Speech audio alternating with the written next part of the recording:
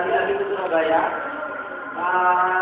Tepatnya dia berbisnis kecil-kecilan, jualan snack di Terminal Gugum Surabaya. Jual asongan di kereta jurusan Jakarta Surabaya selama 18 bulan berturut-turut. Jadi pendiri Sampurna usaha pertamanya dulu asongan.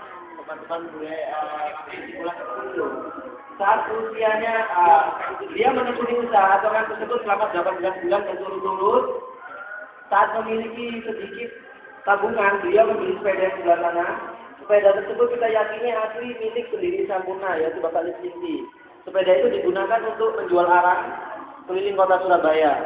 Saat menjual arang tersebut, Bapak Listinti bertemu jodohnya bernama Ibu Sim Kiang Yo, seorang Cina yang sudah menetap lama di Surabaya. Setelah menikah, beliau mendirikan warung. Warung ini miniatur warungnya pendiri Sampurna di Jalan Cantikan Surabaya. Di warung ini beliau berjualan makanan-makanan bahan pokok, kemudian snack-snack, kemudian di tempat ini beliau meracik rokoknya untuk pertama kalinya dijual kepada konsumennya. Jadi sistemnya konsumennya datang, pesan rokok diracikan nomor berapa terus dibuatkan di warung ini. Jadi rokoknya di ordernya saat konsumennya datang ke warungnya. Oke, kita bisa lanjut ke sebelah sana. Di sana ada beberapa macam cengkeh dadar. Rokok kretek campuran dari tembakau dan cengkeh. Tembakaunya dirajang, cengkehnya dirajang dijadikan satu. Kenapa namanya kretek? Dipercaya dulu jika kita bakar rokok tersebut bunyinya kretek. Iya, kayak gitu. Jadi kita sebutnya rokok kretek. Cengkeh juga dipercaya katanya bisa menyembuhkan penyakit batuk. Jadi dulu di bungkus di Samsu itu ada tulisan bisa menyembuhkan batuk dan asma. Sejarahnya dulu di salah satu penduduk di Kudus namanya Haji Zamahri, dia itu punya sakit asma, kemudian mempergunakan cengkeh ini untuk dijadikan bahan obatnya dengan cara dihaluskan kemudian dioleskan ke bagian dadanya dan akhirnya sembuh. Dia punya ide gimana kalau cengkeh ini dicampur rokok. Nah, makanya sejarahnya dari situ. Rokok yang bercengkeh bisa menyembuhkan penyakit asma, batuk dan sebagainya. Oke, yang digunakan petani di rokok kemudian diberikan ke bakau. Petani di rokok kemudian ke bakau, yang terakhirnya pakai berasal dari ini. Tembakau-tembakaunya dikeringkan dengan cara digantung di bambu-bambunya itu. Kemudian diangkat dari dalam. Itu kemudian seperti microwave itu. Cara konvensionalnya dalam biasanya seperti petani di Madura itu menjadikan tembakau dengan cara diberikan matahari di atas. Tembakau yang telah diberikan maksudnya yang di atas itu. Perlu teman-teman ketahui, tembakau tersebut tidak bisa diproses menjadi sebuah rokok, mereka harus disimpan dulu selama 2 tahun agar aromanya menjadi lebih enak. Jadi sebenarnya seperti minuman ya, di wine itu. Kalau disimpan lebih lama dia semakin enak. Tapi dengan cara tidak terkena suhu terbakar dan pembakarnya harus dijaga. Oke, kita lanjut.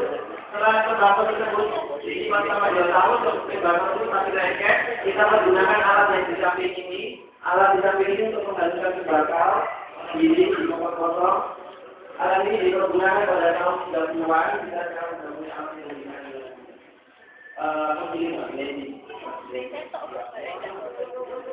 Kemudian kita di sini ada 2 macam tembakau.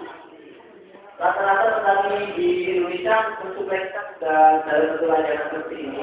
Tapi dulu kita sempat juga impor tembakau dari luar negeri, sebenarnya seperti yang di atas sebelah kanan itu kita sebut dengan tembakau kosong karena lebih kasar. Kemudian di bawah ini ada besek-besek tembakau. Jadi setiap daerah di Indonesia packagingnya untuk tembakau beda-beda. Makanya kita tahu di daerah mana dari packagingnya. Kalau dari Madura seperti apa, dari Jawa Tengah seperti apa, dari Bulutu seperti apa. Kemudian ini ada gambar lukisan ini kenapa kita bakarnya ada, kita percaya tembakau tersebut lebih enak sebenarnya kami dari bakarnya bukan daunnya. Makanya kita tutup bakarnya. Oke, kita lanjut sebelah kanan. Di kolam ini ada ikannya, ini juga 18 ini dibagi 2, jumlahnya 9, 8 tambah 1 9. 9 merupakan angka keberuntungannya keluarga Sampurna. Baik teman-teman, mungkin pengen lihat foto ini pada tahun 1858, selanjutnya 1864 oleh pemerintah Belanda maksud saya ini pertama digunakan untuk panti asuhan anak laki-laki milik Belanda. Pada tahun 1932 pendiri Sampurna Pak Lim Ching Di membeli bangunan ini karena bagian depannya luas. Pak Lim Ching Di punya ide untuk menjadikannya sebagai Sampurna Theater. Sampurna Theater adalah salah satu teater terbaik di Indonesia pada saat itu. Gedung ini dulu sering digunakan Bung Karno untuk memberikan pidato-pidato pada masa kemerdekaan. Kemudian tinggi badannya seperti ini kita cetak apa adanya. Berarti tinggi badan ini bisa diperkirakan tinggi ini. Beliau ini memiliki 5 orang anak. Anak pertamanya Pak Arif Sampurna, anak keduanya Pak Arif Sampurna. Setelah Pak Lim Ching Di pensiun, bisnis Sampurna dilanjutkan oleh anak keduanya Pak Arif Sampurna. Pak Arif Sampurna. Kenapa tidak anak pertamanya? Karena Pak Arif sudah punya bisnis perniagaan tembakau sendiri pada saat itu. Jadi setelah Pak Arif pensiun, diturunkan lagi ke anak keduanya Pak Sudha Sampurna. Kalau diurut semuanya dari anak kedua tapi tanpa disengaja. Pak Agan anak nomor 2, Pak Sudha anak nomor 2. Nanti dari Pak Sudha diturunkan ke Pak Michael Sampurna anak laki-laki nomor 2. Kemudian di sana itu ada piala-pialanya Pak Agan itu tak kajian kuda, jadi dia punya mebel di Singapura. Itu piala-piala yang digunakan oleh baru dari Pak Agan. Namanya adalah mebel.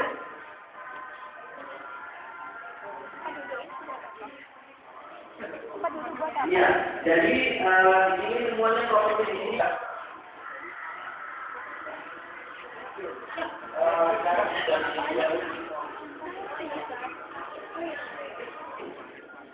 kita dari sini, jadi gaya ini dipercaya jika diberikan anak wanita yang mau melahirkan anak perempuan proses kelahiran. Oh, teman ya. Dari kanan Pak Adi Sampurna atau Leslie keduanya Pak Agan Sampurna atau Leslie, kemudian anak ketiganya Ibu Sin, Ibu Kue, Ibu Kuat. Kita dapat info masih yang hidup, yang masih ada sampai sekarang maksudnya hanya anak terakhirnya saja, tapi keberadaannya juga kita kurang tahu. Kita artinya menuju kesempurnaan, kemudian 9 bintang itu 9 cara menuju kesempurnaan. Di sebelah kanan itu ada simbol singa yang membawa bola, itu maksudnya sebagai simbol kepala tangganya.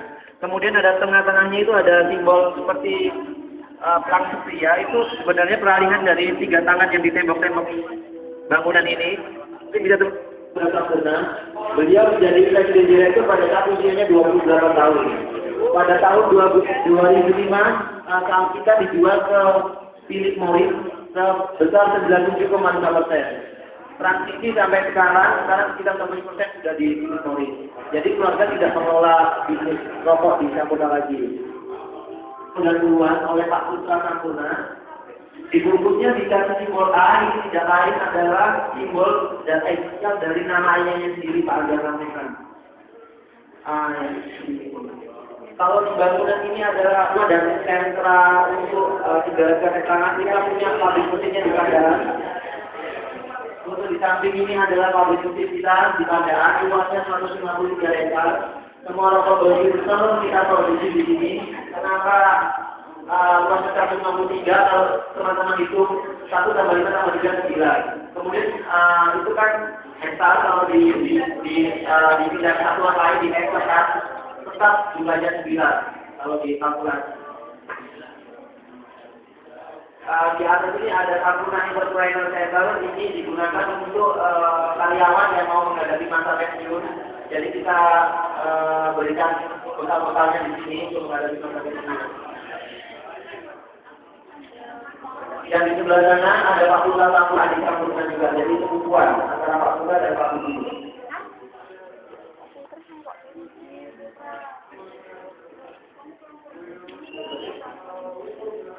Sampai di sini ada yang mau ditanyakan.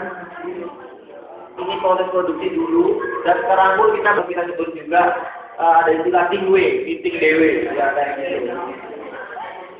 Semua pekerja kita di sini semuanya wanita. Jumlahnya 3.000 karyawan. Kayaknya suami juga saya ambil, saya bekerja di mana.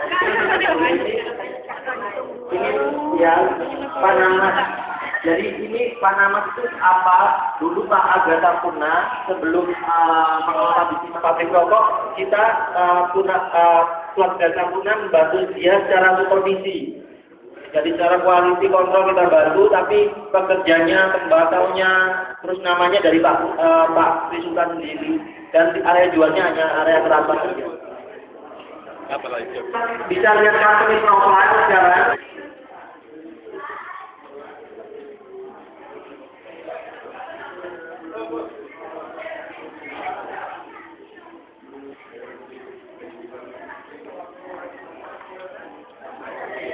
Proses ini analoginya di Amerika. Yang main dinasti dari lain adalah ibu totalnya 234 orang kita pilih ke Amerika. Kemudian yang di atas itu ada untuk kita waktu di Gunung Bromo di Indonesia. Ada sendiri dan di Pasir itu di luar Oke, kita sekarang jualan dan pabriknya atau masih